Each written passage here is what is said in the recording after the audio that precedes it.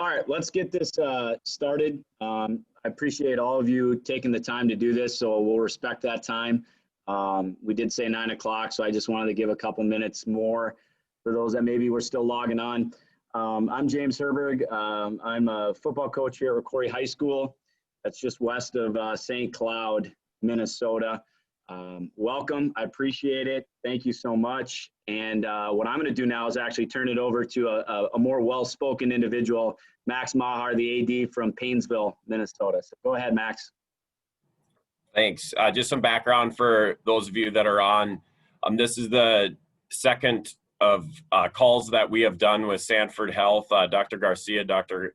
Cauwels, thank you for joining us and your willingness to do this. I was on the call the first time, and Kevin Feeney did an excellent job moderating. He's unable to do it.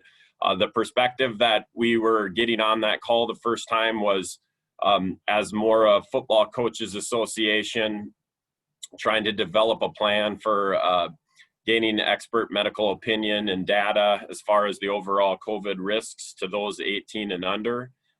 Defining and understanding the mental and emotional impacts to high school students, build consensus as a coaches association on what level of risk is acceptable based on the data provided, to prepare, educate, and adapt our game of football in order to ensure play, and then to align our association to medical experts and use it as an opportunity to move the conversation from fear to facts. And we've transitioned a little bit today. Obviously, we realize that we have decision makers, not only for the State High School League, but as well as our schools on the call. And so not only the game of football, but also just the risks that COVID plays in general to our students. So I'm going to just ask questions of the doctors and they're going to answer, and there should be time at the end if anybody has any additional questions or clarification to ask. So we're just going to get started, if that's okay.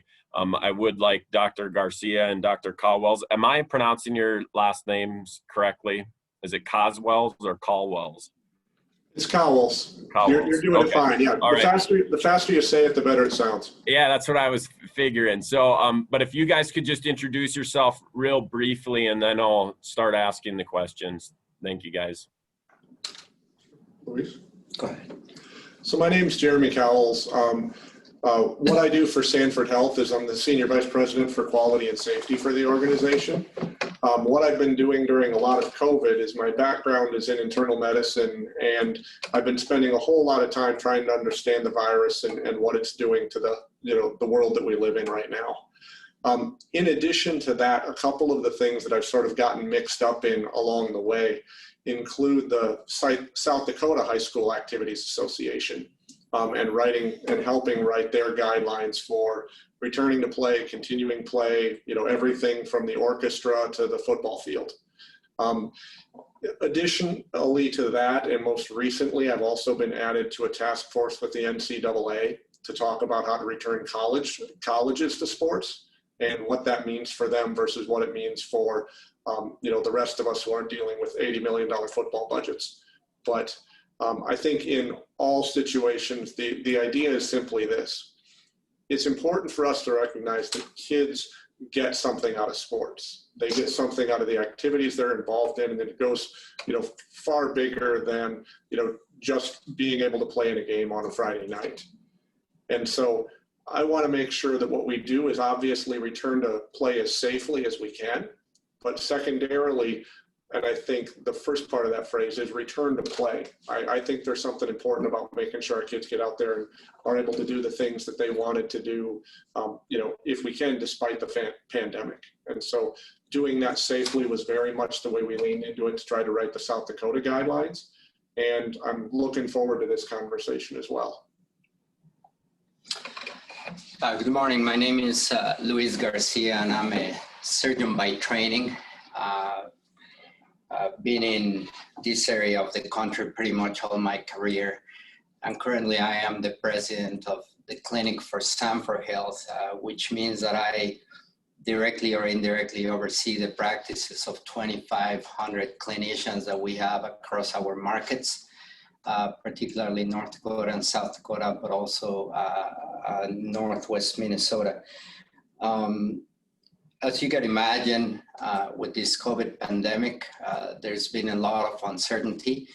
And throughout the pandemic, my role has been making sure that, Max, the comment that you made earlier, facts over fear, was instrumental for us to have a steady hand and be able to provide the services, not only around COVID, but around the many other diseases that continue to happen despite of COVID in our clinical setting.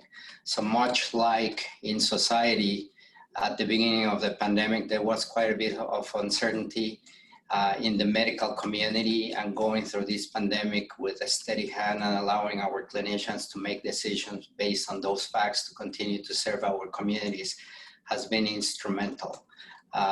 Just like Jeremy, I welcome this conversation. Thank you for your time, and happy to contribute in whichever way we can.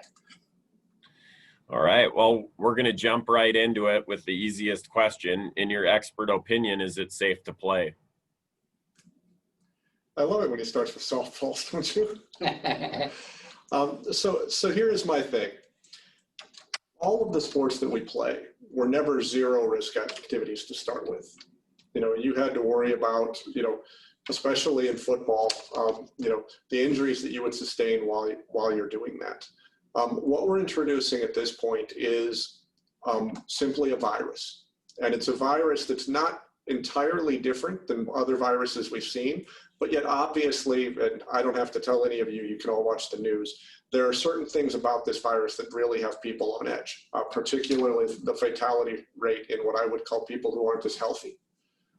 That being said, I think the risk, if we're a little careful about it, is acceptable to bring back a population of healthy, active kids into physical activity, sports and otherwise, and allow them to move through that, understanding that we're going to have to be vigilant about if there are kids that are sick, make sure we're appropriately screening and working with them, and making sure when they come back after an illness that we're careful about making sure they come back the right way. But that being said, my vote would be yes, we're capable of coming back and having kids resume activity in a way that's safe. Yeah, and I echo that, Max. The short answer is it's safe. Yes, it is safe. If you look at the numbers, and I'm just going to give you general numbers of the whole disease in the United States, 6 million cases, 200,000 deaths. The death rate is about 2.9%, and 6 million cases is only about 2% of the population that has gotten this virus. So it's no different than the clinical behavior of many other viruses. So what it comes down right now is about taking the precautions to make it safer, and also on accepting or tolerating whatever risk you're willing to accept. What I mentioned in the previous meeting is that, at the beginning of this pandemic, 90% of the problem was trying to figure out the virus and the clinical setting in which it was going to behave. And then pretty soon it became the clinical picture was 10% of the problem, and 90% of the problem was the reaction that society took and the leadership that we had to execute to look at the facts without the fear, just once again, as you point out. So the situation that I think you guys are in is a tough one, because you want to allow our kids to continue their life, and you mentioned, the psychological and emotional impact, at the same time that you're trying to weigh in the risk of doing so. And I'm going to be honest with you, it's not if you will get a case in your team, it's when you get a case in your team. It's going to happen. It is going to happen. And the reality is that if you choose to start the season and to start practice and to engage in travel and to engage in games, you are going to be criticized by that. If you don't do it, you are going to be criticized by that. So there is no easy answer. It's just the amount of risk that you're willing to take. And at least from the clinical standpoint right now, the risk in the population that you're dealing with is extremely low. So what data would you have, Dr. Garcia, to say that that risk is low? Yeah, well, let me tell you, Max, and we love data scientists, and let me tell you that this is one instance in which, unfortunately, we have not been able to produce specific data. But let me just give you some facts. If you look at the CDC, for example, which is what we think is probably the most respectable source of truth, right, for all clinicians and for society in general. Look at their page on recommendations on sports, how to return to sports and the risk. They categorize the risk of returning to activities as low, maybe not that low, medium, maybe a little bit higher. They have like 6 or 7 different categories all the way to high risk. And it is all that is based on soft data. And the soft data is number of players, the ability to social distance, the time that you are exposing one player to the other, whether you're going to have to travel to different geographical areas. So what I'm trying to say is that even the most reputable source of truth in this country and in the world does not have concise data to give to tell you you have a 2% risk, or you have a 10% risk, or you have a 90% risk. So let's start this conversation with that framework. Now, what we know is that the transmissibility of this virus, once again, is not as high as some try to make it sound. We've seen that even in close confinement of families living together, the transmissibility rate, depending on where you rate, is anywhere from 10 to 30%. So not everybody, even in close consignment, gets the virus.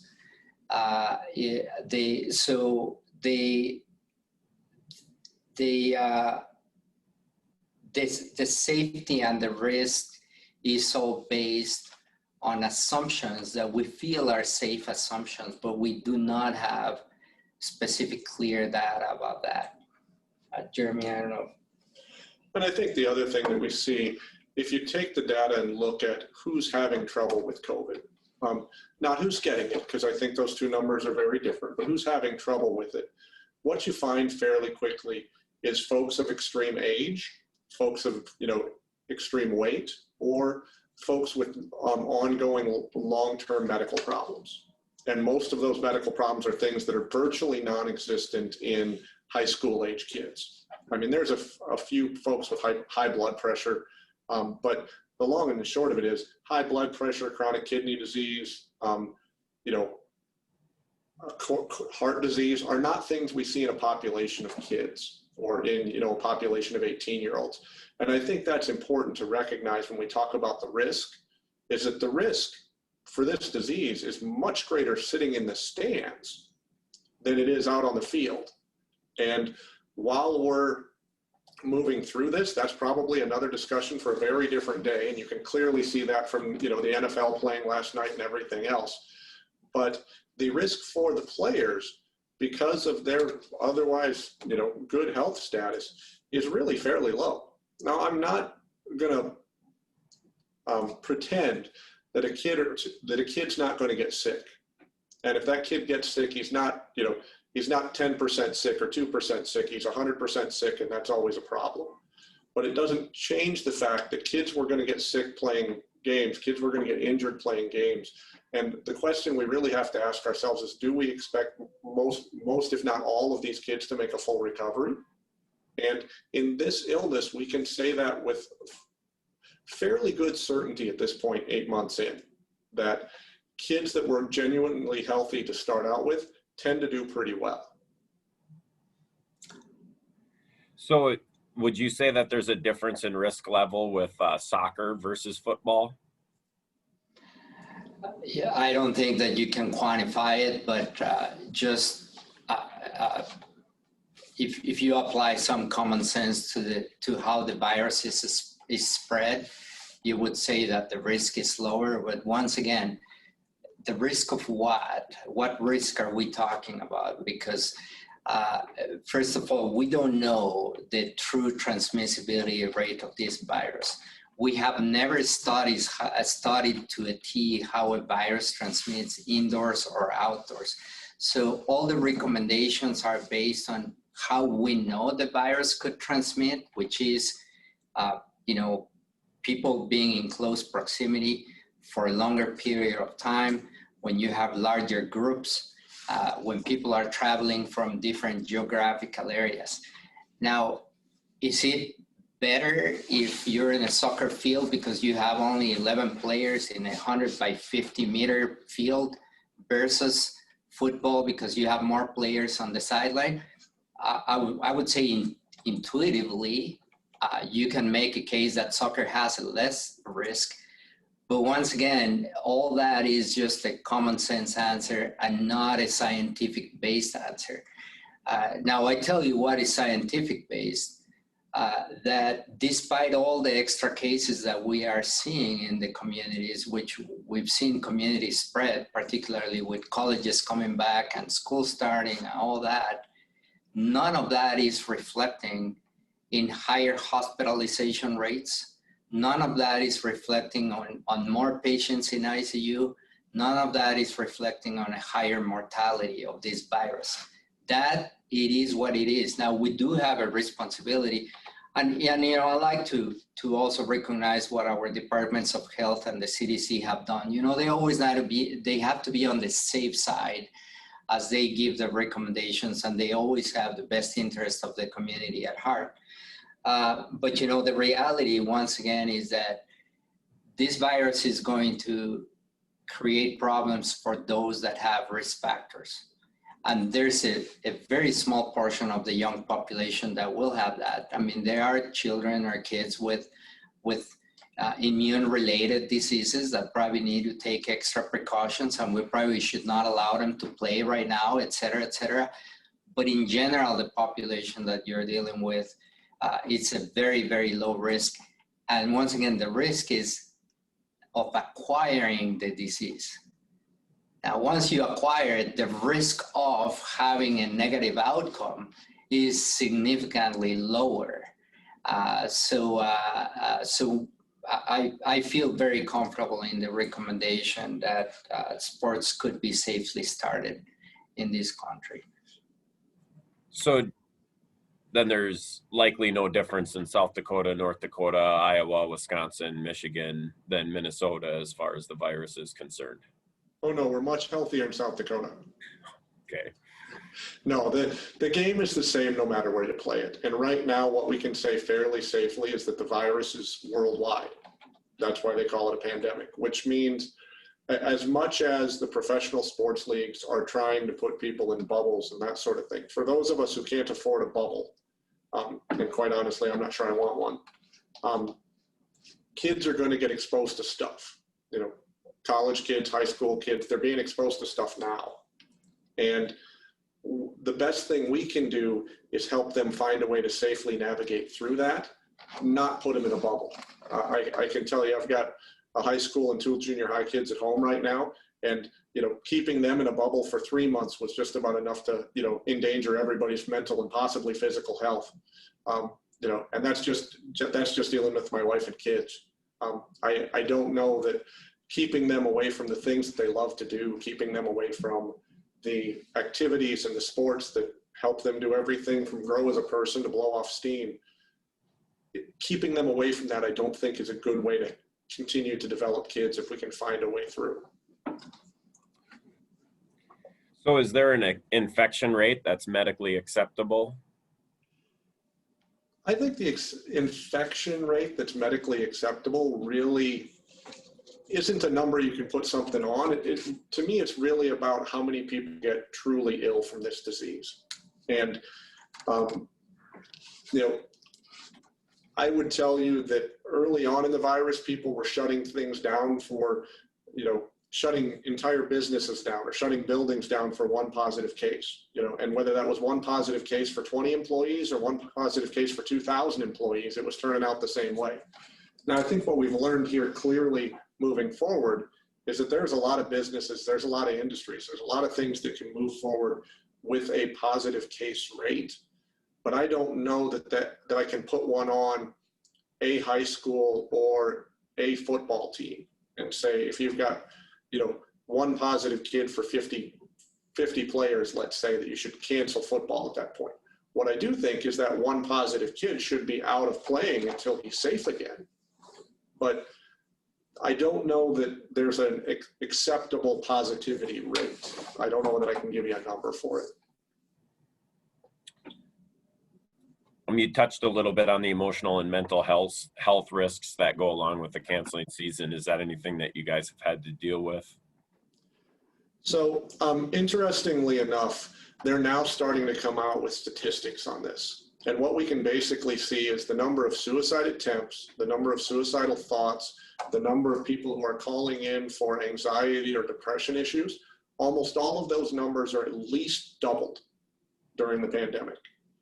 And those numbers are really, in my opinion, what starts to be real. If our kids right now are based on a mixture of cell phones and real people to get their information, we've turned them at this point almost completely into cell phones. And there's very clear data that's not a wholesome way for a kid to grow up. It's not a wholesome way for people to get their information. And what we're now seeing is that as we do questionnaires for folks, or as we ask them to contact their mental health providers, we're finding a drastic increase in all of the things that we worry about most, like suicidal thoughts and, plans.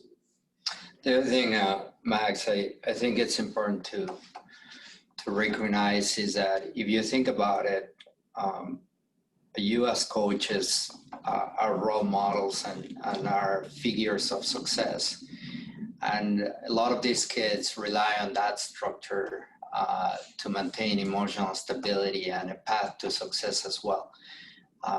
Because it's not only what happens on the field and it's not only the football piece, but what has happened with school. School is completely different than a year ago, and a lot of kids are struggling with that. And then what happens at home?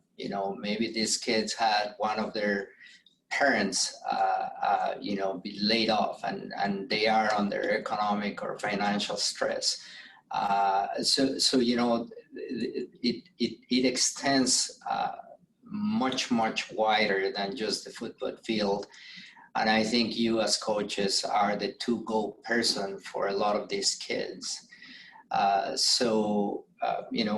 Just as an example, throughout this pandemic with our clinicians, the approach that we took is that it's not only what happens in the four walls of Sanford that we're concerned about, it's what happens outside of the four walls of our organization.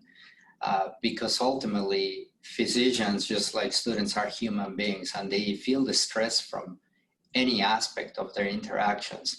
And for adolescents, which adolesce that emotional maturity, all these changes, as minimal as they can sound, really can rock their world.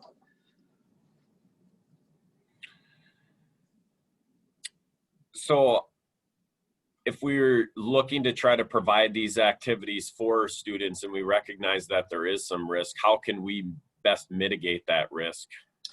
Yeah, that's a very good question, Max. And let me tell you, I think that ultimately you still do have a responsibility to the population at risk, meaning students that have some clinical criteria to be at risk, or the rest of the population, for example, students coming back home and maybe being together with grandma or grandpa if they have a high risk. So I think the message needs to continue to happen. Try to prevent the spread of the disease and try to not engage with high-risk populations if you are suspected to have or have COVID. As Jeremy pointed out, clearly anybody with symptoms has to be quarantined or separated from the group. And if you look at the recommendations of the industry and the CDC, there are very good recommendations, for example, on changing modalities of practice. Instead of doing the group and the competitive scrimmages, do individual type of drills. Shared equipment, try to eliminate sharing equipment as much as you can, and obviously try to clean and disinfect that equipment as best as you can. Try to favor social distancing as much as you can in the field. Identify, once again, the players that could be at a higher risk and keep an eye on them. Jeremy mentioned spectators.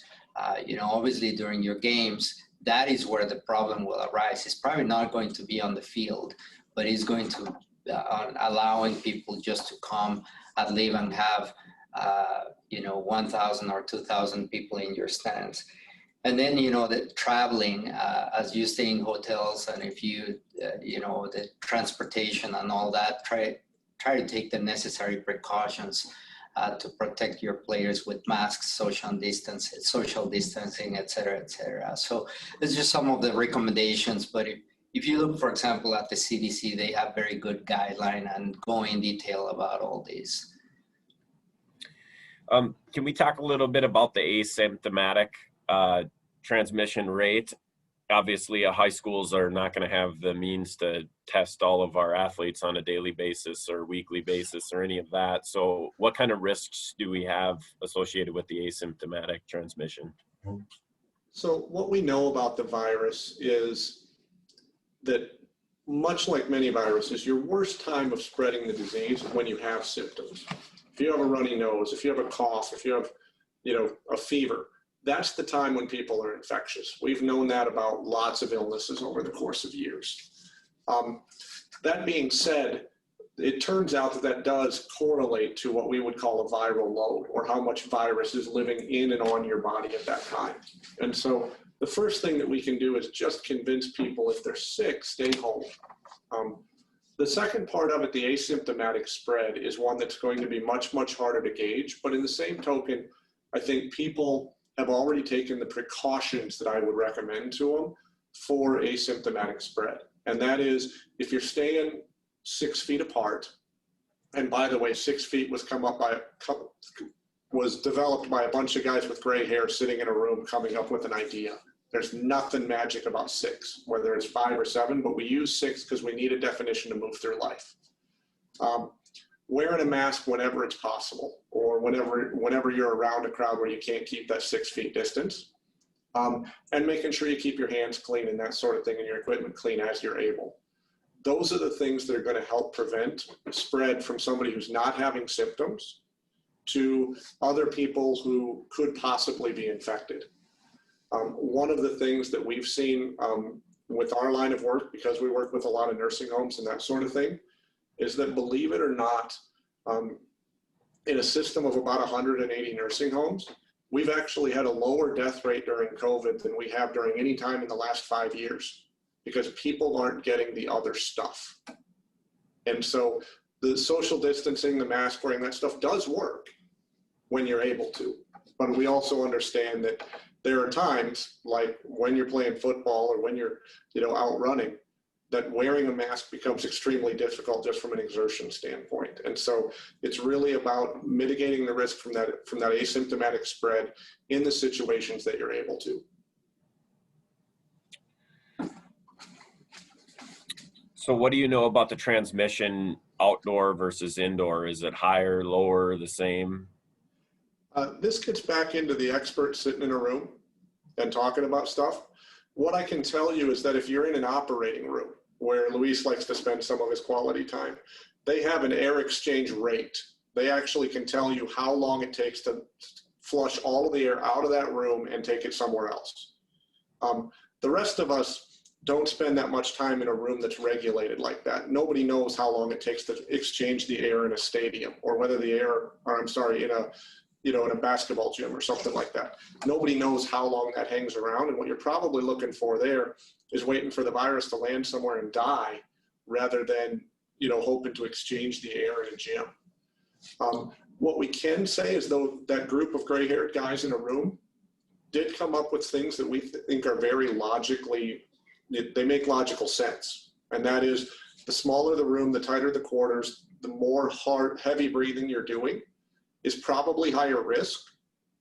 But even they would come right out and say, we cannot put a number on that. You know, I can't tell you out on a football field how much higher risk the nose tackle is than the defensive back, simply because of how close they are in space.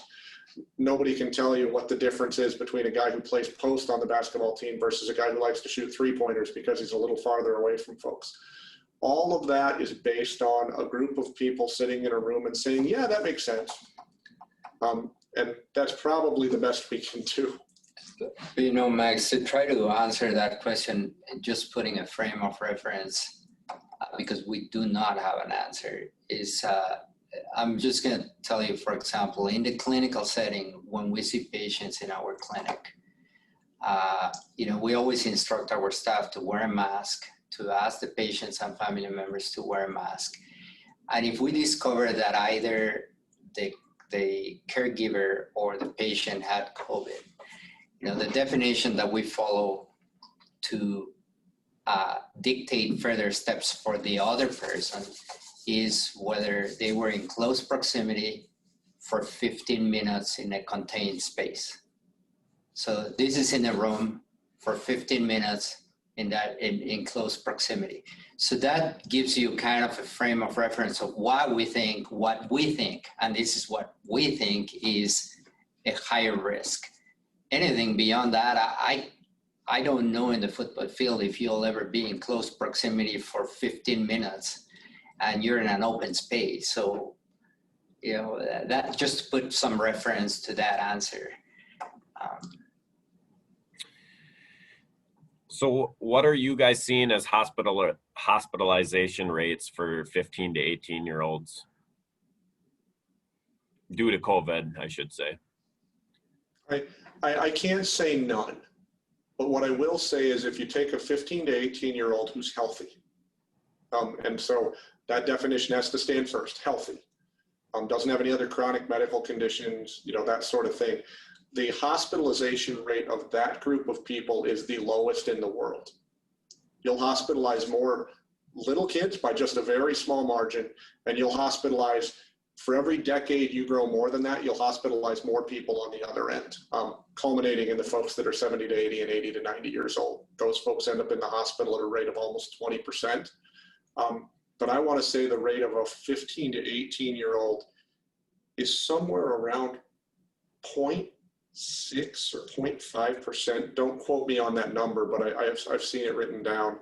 And I'll try to pull up a curve while we're talking about the next question, but it is vanishingly low. And even in that rate, that 0.6 or so people is generally the folks that came in with medical conditions. It's generally not your healthy ones.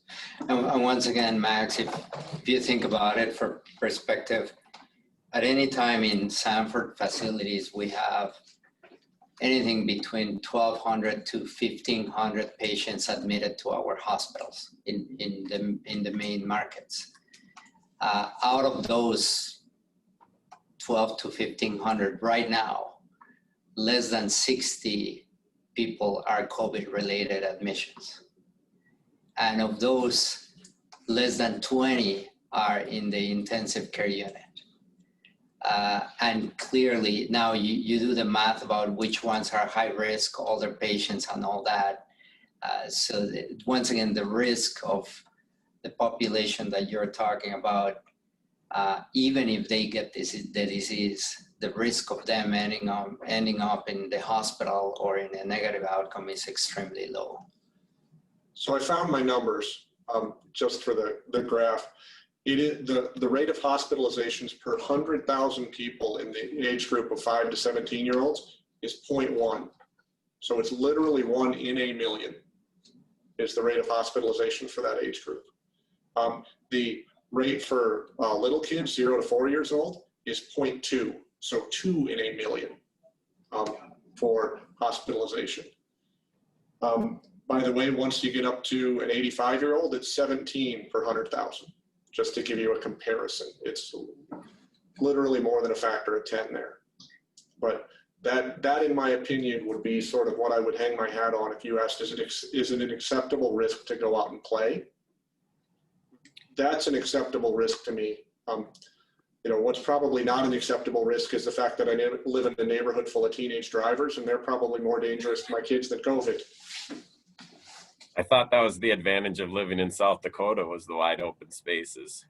It is, but it's also a 14-year-old driver's license. Oh.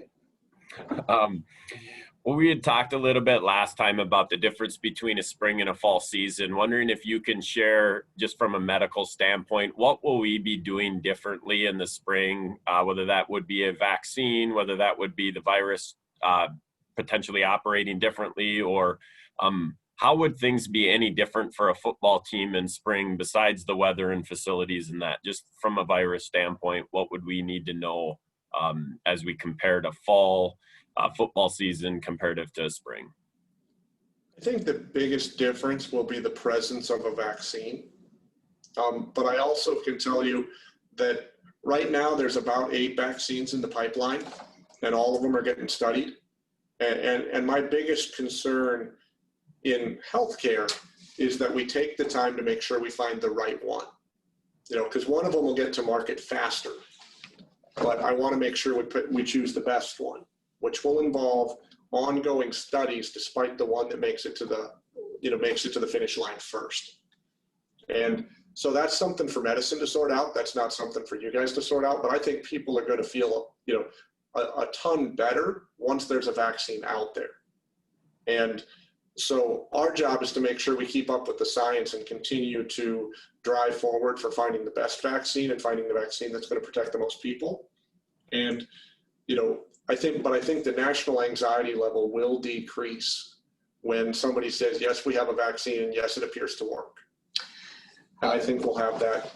Yeah, in addition to that, there are some viruses that have clear seasonality, like, for example, influenza. We know when influenza season is. One of the things that we haven't clarified about this virus is whether there's a seasonality or not. Because the pandemic just happened at a time in which usually we don't have seasonal virus attack human beings. I think that from your perspective, what will come here in the fall is the fact that influenza will come, the regular influenza that we have every single year and that we have a vaccine for will come. And the question is, which symptomatic patient will have the regular flu and which one will have COVID? For purposes of your activities and your reaction to that, you react exactly the same. You isolate them, you separate them, and then a medical expert will have to define whether it's a regular flu or COVID.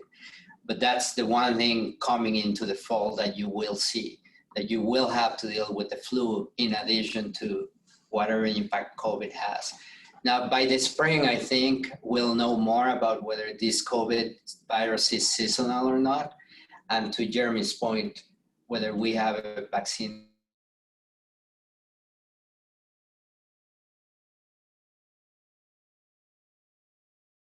ready to go or not. This has been have changed as we mature the information.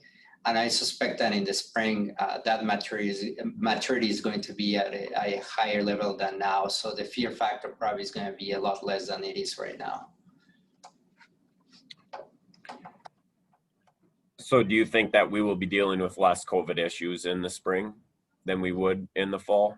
I'm going to tell you that clinically, we have seen probably the worst. Clinically, we have dealt already probably with the worst of COVID. From the acceptance of risk, the reaction of society, the consequences of everything around COVID, I think we're going to be dealing with that for a while.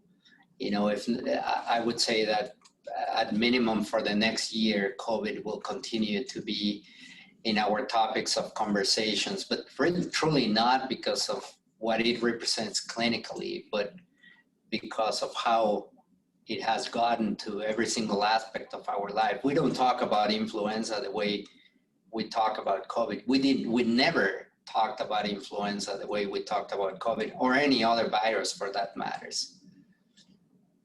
But the clinical piece, Max, we've seen the worst and we know how to deal with it. So we have, Question. Max, question, please. yeah, I'm sorry. Go ahead. Okay. My name is Gary Revnick, Activities Director at Monticello. My question is, and I have to go, so I would like to get this answered before I leave here this morning. 6 weeks ago, the Minnesota Department of Health deemed football and volleyball high-risk sports. What has changed medically in the last 6 weeks? We all want football and volleyball back, but what has changed medically in the last 6 weeks that should change our decision? The answer is nothing. And once again, that definition of risk is based on the CDC. And if you look at the CDC website, there's five levels of risk. And what makes football and volleyball the highest of that level is that the time of exposure, the close distance between players, the number of players, and the fact that you geographically have to travel for those seasons. From one geographical area to that. Now, why those categories? It just logically made sense based on the information I had, as Dr. Cauwels pointed out earlier. Now, when you say what is the difference between low risk and the highest risk, we don't know. We don't have a number to that. So once again, let's define risk in this conversation. And the risk is first to what is the risk of getting the disease? And second is once you have the disease, what is the risk of you having a negative outcome? The risk of getting a disease, we don't know. Even in those settings, even defining football and volleyball as high risk, we don't know what that risk means. Does it mean that 5 of your players are gonna get the disease, or does it mean that 20 or 5% or 50%? We don't know. What we know is that your population is at a very, very low risk of having a negative clinical outcome when they get the disease. The other thing I would just add is I think, things get added to the list as they become temporally important.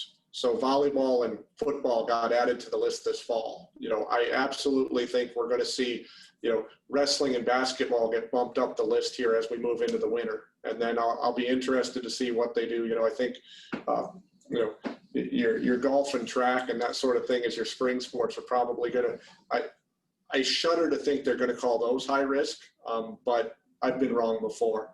But I do think the time has something to do with it as well. But, we don't mean to dodge your question because it's an important question. We just don't have a clear answer. And I'm going to be honest with you, even at a high-risk sport, I personally, from the clinical standpoint and personal standpoint, I feel very comfortable with you guys having a season.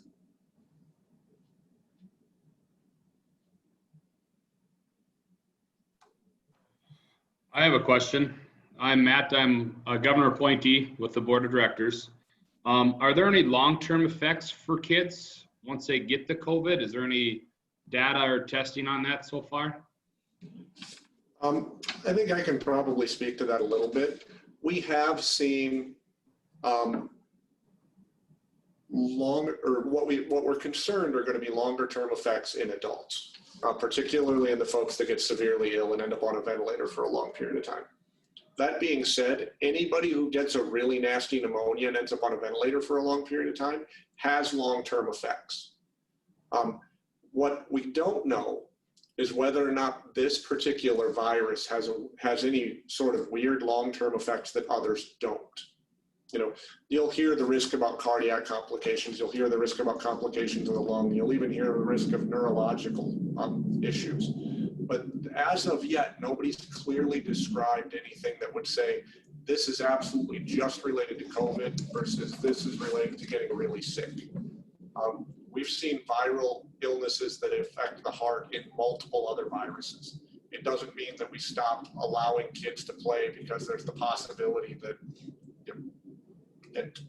I could pick any number of them, but that the next virus you're going to get could cause you to have a cardiac concern because of the low incidence of that problem. Now, it doesn't mean we don't watch the kids. It doesn't mean that when you go home, if you had a sick kid, that you don't march them carefully through how to get back to regular activity. But it also doesn't mean that we need to throw the sport out entirely, because that possibility exists. We just have to pay attention. So I'm sorry, Matt, it sounds, I feel like I'm ducking your question, but we really don't know the long-term effects of COVID at this point. I have a question. I'm Joel Baumgarten, Activities Director at Ricori. My question is, what would be your suggestion for handling spectators at football games or volleyball games? What would be an acceptable policy? Good morning. A reminder to all seniors, the large group senior I class. will let you know what our schools are doing. Our schools right now are letting 2 people in per athlete. And like a football stadium that's larger, they're allowing 4. That being said, I have watched all of my high school's football games, since my son is a sophomore and doesn't play football. I've watched all of them online, and the schools have actually been really, really good about making sure there's, kids on the cameras and stuff like that up there catching things in. My junior high kids are in cross country and volleyball, and so I've been lucky enough to be one of the 2 people in for all of their events. But my parents, and my dad's an old basketball coach, has not been able to attend any sort of a game in person yet this fall, which I think is causing him more stress than the COVID thing. But Would you say that's following the 250 maximum pod size? I think so. I think the only place you get close to that number of spectators is in football. And in football, the other part we actually look at is how big the stands are and how big people can separate out. If you had room for 2,000 people and you put 250 or 275 in that set of bleachers, you're still probably okay. I got one more follow-up question. You guys mentioned if a kid, saying we're going to say football, does test positive for COVID, are there protocols that you've had in South Dakota, North Dakota, to find the tracer that who actually had it? Or how would we prevent more kids from getting the COVID if one kid tests positive? Sure. So we do what's called contact tracing, and contact tracing is very normal in the Minnesota Department of Health and the South Dakota Department of Health. Contact tracing in South Dakota, particularly as school started, has gotten a little difficult because the state has erred on the side of caution. And so if you say a kid from one of the Sioux Falls football teams gets COVID, and you don't send the state a list of who on the football team hangs out and is close to this kid on a regular basis, they're likely to tell you the whole football team shut down for 14 days. And so, in my opinion, that creates a really negative incentive for kids that may be symptomatic or may be ill to not report as well as they should. So our coaches do have to be fairly vigilant about that. But I will also say that what it does allow is, if the schools are careful and they're taking a look at it and keeping kids, in pods when they're able to, many times the kid is able to be removed from the program for his, 10 plus days. And many of the other athletes are able to continue to play. And what becomes difficult, Matt, with contact tracing, particularly in the college setting, is where does the kid or the high school setting, where does the kid got the disease? Was it at home? Was it in the dorm? Was it hanging out with their friends on a Friday? Was it during practice? So you can see how you start kind of creating all these different pods. And then now the departments of health, I think, have done a marvelous job at trying to track those down. And any department of health gets a report of who the positive cases are. So they do have specific protocols that vary state by state to do that contact tracing. But it is sometimes a very difficult process, tedious and time consuming, and because of how the disease is spread.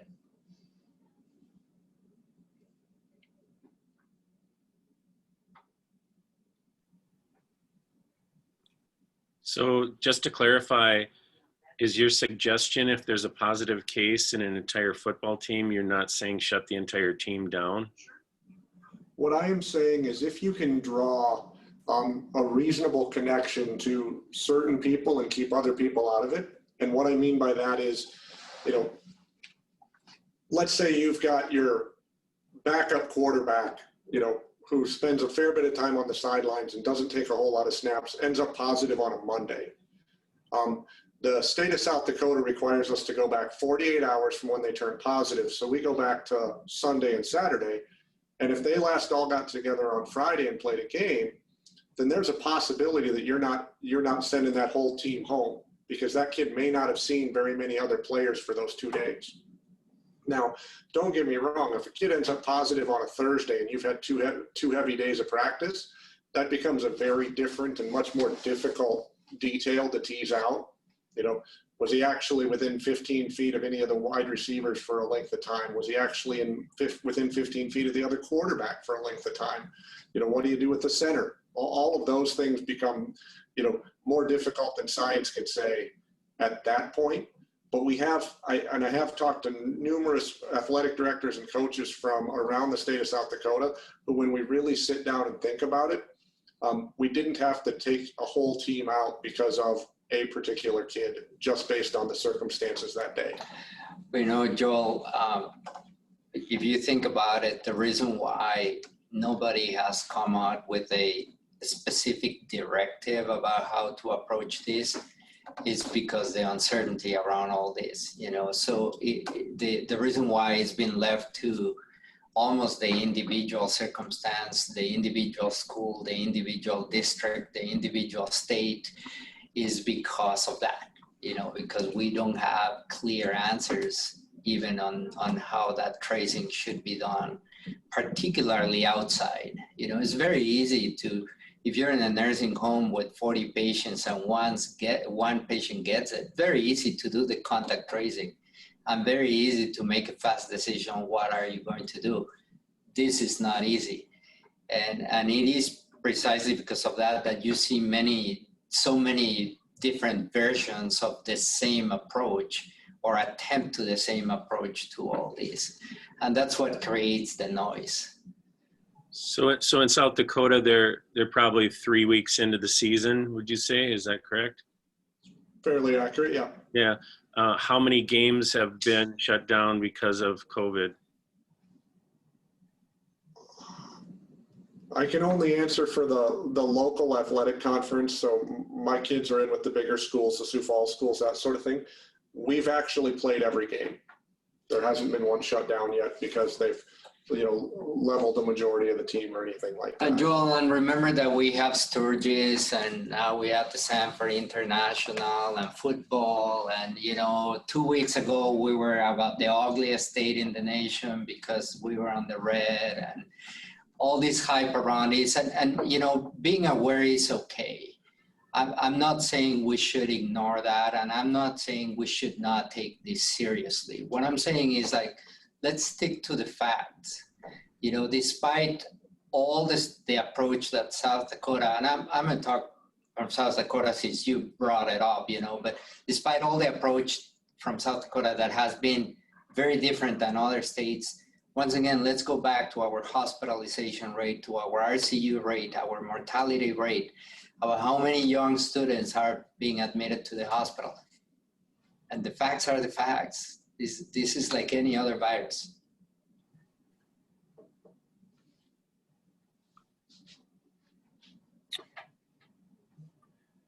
Well, Dr. Garcia and Dr. Cauwels, I don't know if there's anything else that you feel like we should know. We literally were through all of our questions before Gary had to ask his to go. So if anybody else has anything that they're pressing to ask, because you're looking for data from these two and their medical expertise. Otherwise, if there's anything else that you guys wanted to share or you think we should know, again, we appreciate your time and we're grateful for your willingness to do this for us. Well, Max, we'll do this anytime for you guys, and we are basically at your disposal, whenever you need help, and we're happy to reconnect. And I just want to, to repeat what I said in the previous meeting, those of you that were there, is that as coaches, I feel for you, and I would like you to kind of hang in there. There's a lot going your way. As coaches, we have responsibility to these younger kids. We need to keep them safe, but also we need to recognize that there are many, many factors that are right now influencing their stability.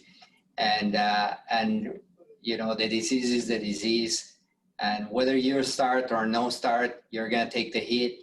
You will get the first case. You will get criticized. So just hang in there, be the steady hand in whichever way we can help you. Be there for our kids. I admire what you do, and thank you for doing it. And I would say the same thing. We're happy to jump back on with you guys anytime and get some more things set up if we need to talk through them. But you guys are doing a tremendous service, just making sure all of the kids keep their chin up and can keep slogging through this with the rest of us old people, and we very much appreciate it. Thank you. I got one last question, if you wouldn't mind just answering it, and maybe it's definitely putting you on the spot, but for comparison's sake, so we got 3.5 people per 100,000 for hospitalizations for the age group we're kind of focused at. What does that look like in comparison to flu or influenza as far as that hospitalization rate? Tell you the honest truth, I don't know. I'll have to look it up. I can't remember what the influenza hospitalization is for a sub-18-year-old kid. And I don't need to know the number per se, but would you say it is less or more than the 3.5 per 100,000? I would say right now it's less, but I don't know if that's a fair assessment because we haven't seen as many people get COVID in South Dakota yet as we have, for a flu season. But during flu season, especially RSV, we see kids, all over the place in our children's hospital. There are a number of them admitted, and so far we haven't seen that with COVID yet. I have one quick question too. Sorry, I got construction going on if you can hear that in the background. I'm Kip Link. I'm the executive director of the Minnesota Wrestling Coaches Association. And, you alluded to wrestling's going to be listed in that high risk and some of those different things. But I just would like some clarity on, are our kids more likely to pick up the virus going to Dairy Queen after school where it's an uncontrolled environment versus going to a practice where if we have coaches that are diligent and enforcing protocols, we're better off? So just judging by the college data we've seen, and I'm pretty sure they weren't at Dairy Queen, but they definitely pick it up at a higher rate outside of class and activities than they did in class and activities. Yep. Don, you had a question. Thank you, Kip. Yes. Hey, thanks. Don Gilman from Let Them Play Minnesota. We just got a movement going, and I just want to say on behalf of thousands of families in Minnesota, we are very grateful that you took time to share your data, and that there's thousands of kids and families that are just very excited that our Minnesota State High School League Board of Directors will take a peek at this, as well as our government, and partner with us in a safe return. So I just want to say thank you on behalf of them. The stories and when you talk about the suicide, the mental health aspect, the messages that are coming in just from one practice. Even though the practice wasn't their normal practice, being in pods and doing it differently, they were so excited, and big thanks over here. And of course, there's lots of spectators and fans that will want to get in there. So I love the idea that you already have in place, for outdoor events, the 4 vouchers, or you look at the capacity and you figure that piece out mathematically, or if it's indoors, too. And have you also had clubs and different things go on all summer long as well in South Dakota, where you found no major spikes or rises in things? Or again, the mortality rate for kids is 0 in our state. Have you found that Don, what I can tell you is that the recreational sports in South Dakota, I'm speaking particularly baseball, swimming, and soccer. The seasons went on throughout the summer, and we haven't seen a difference. No, the rate of positivity in those populations versus the rate of positivity in the rest of our populations are effectively equal. You're going to bless so many families for sharing your work and taking your time. So thank you so much.